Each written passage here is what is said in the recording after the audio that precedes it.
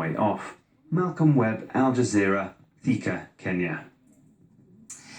Jonathan Ofiansa is publisher of Africa Briefing magazine. I'm pleased to say he's with me in the studio That's now. right with me. Mm-hmm. This deal holds a lot of potential, doesn't it? Mm-hmm. You're talking about 1.3 billion people and a trading area worth $3.4 trillion. Exactly. I mean, the figures are impressive. Mm-hmm. What are your hopes for this agreement? Well, I am very hopeful, though with some caveats. The Africa's political leadership will have to summon that will that they had in the first place to set up this trade body and implement it. That's number one.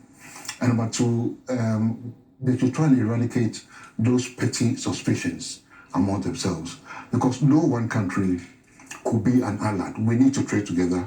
Okay, if say Ghana and Cote d'Ivoire are the biggest cocoa producers, right, globally, right? So you leverage your comparative advantage in the production of a certain good, right? And then the other party too will do the same. So it will be like an exchange, so tariff-free exchange here and there. So it will boost trade. Number one, Africa's trade is intra-African trade is 70% in 2017. For us, Asia was 59%. And European Union 69%, right? So if we're able to boost trade, which is forecast to increase by about 15 to 25% in the medium term, right? It will be good for the country. It will spread expertise across the continent.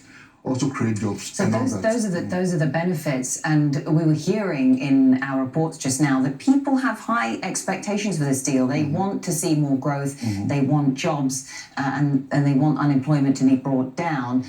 But in order for those things to happen, these countries also have to tackle things like bureaucracy and corruption. Exactly, that's one bottleneck. I mean, bureaucracy, across the borders and corruption. And not only these two things, we have poor road and rail links. So these are some of the things. Transport links can be quite appalling in some areas. So these are some of the things they need to work on in order to make the trade area a big success that it's supposed to be. Well, so then in that case, why not focus on domestic reform first, investment in infrastructure, and then strike a deal like this that then, a grouping of nations? Why not focus on tackling internal challenges first? I think in Africa's case, I mean, this set as a goal, to work towards to, right? The goal is there. We need to create a free trade area.